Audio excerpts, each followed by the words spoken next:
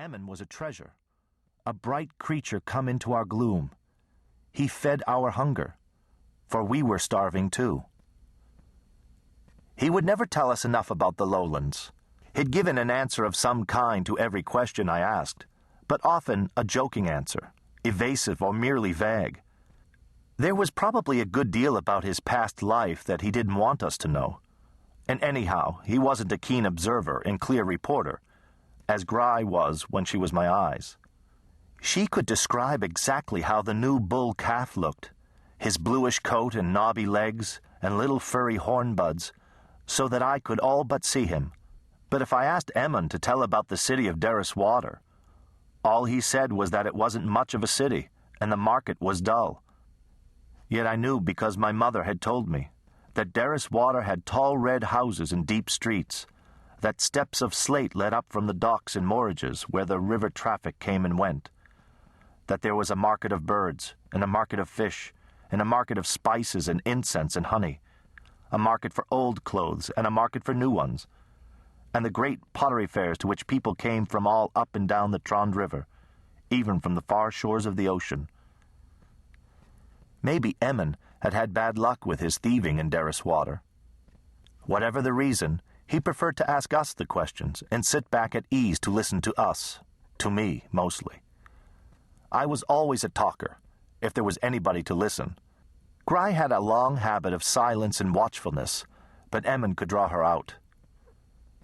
I doubt he knew how lucky he'd been in finding us two, but he appreciated our making him welcome and keeping him comfortable through a bitter, rainy winter. He was sorry for us.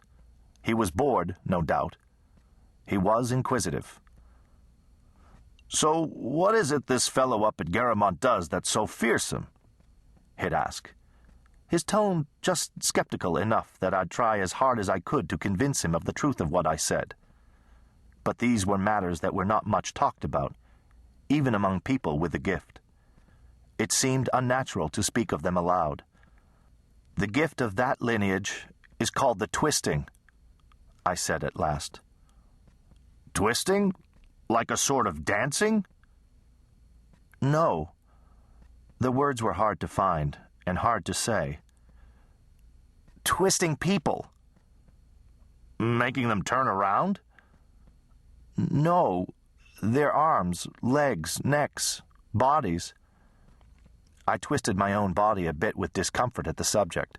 Finally, I said, "You saw old Guin, that woodsman, up over Knob Hill? We passed him yesterday on the cart road. Guin told you who he was." "All bent over like a nutcracker." "Branta Eroy did that to him." "Doubled him up like that? What for?" "A punishment.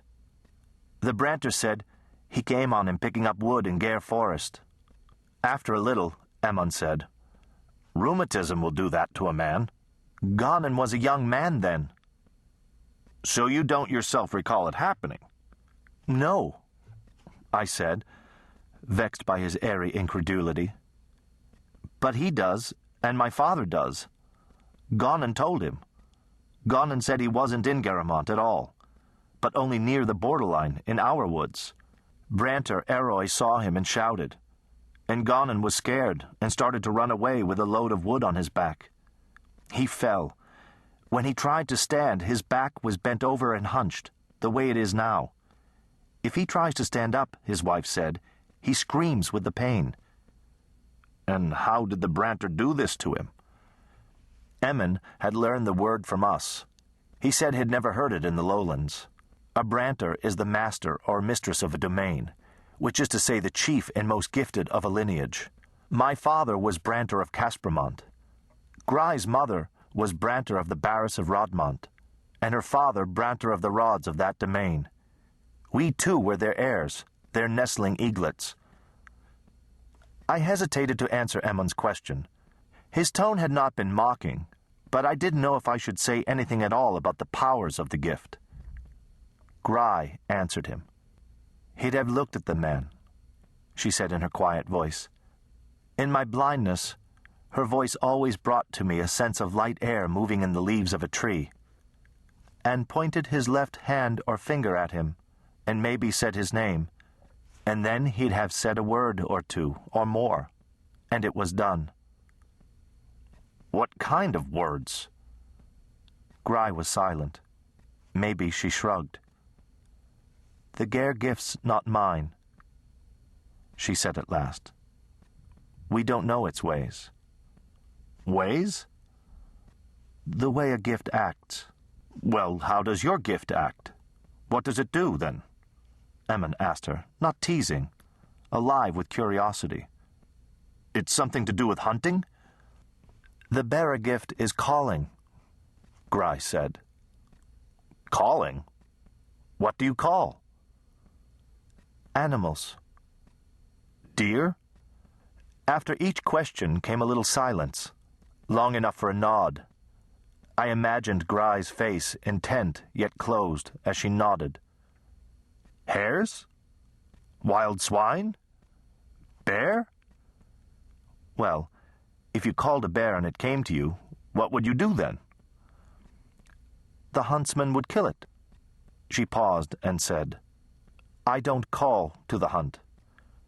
Her voice was not wind in leaves as she said it, but wind on stone. Our friend certainly didn't understand what she meant, but her tone may have chilled him a little. He didn't go on with her, but turned to me. And you, Oric, your gift is... The same as my father's, I said. The Caspro gift is called the Undoing, and I will not tell you anything about it, Emmon. Forgive me. It's you must forgive my clumsiness, Oric, Emmon said after a little silence of surprise. And his voice was so warm, with the courtesy and softness of the lowlands in it, like my mother's voice, that my eyes prickled with tears under the seal that shut them. He or Guy built up our end of the fire.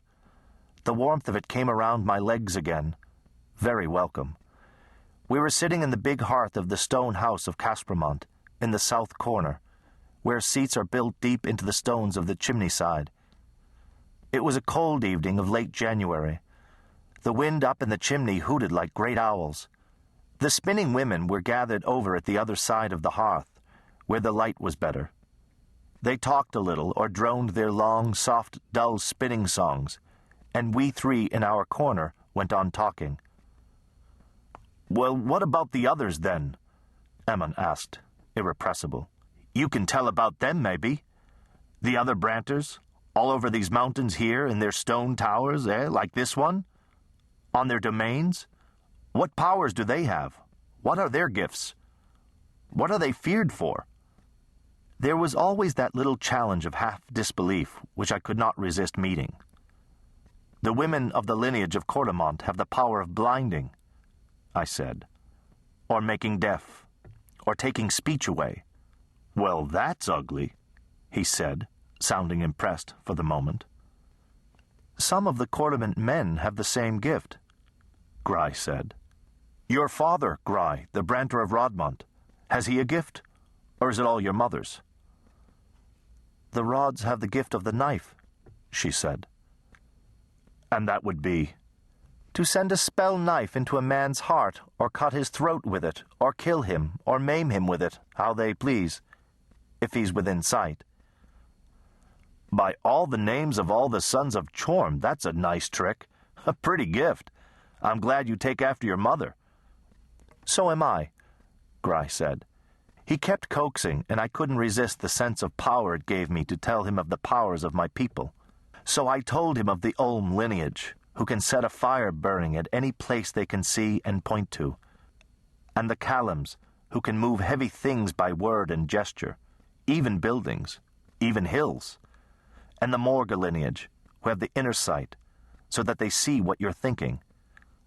Though Guy said what they saw was any illness or weakness that might be in you, we agreed that in either case the Morgars could be uncomfortable neighbors, though not dangerous ones, which is why they kept out of the way on poor domains far over in the northern glens, and no one knows much about them except they breed good horses. Then I told him what I had heard all my life about the lineages of the great domains, Helvermont, Tibramont, Boramont, the warlords of the Carantages, up on the mountains to the northeast. The gift of the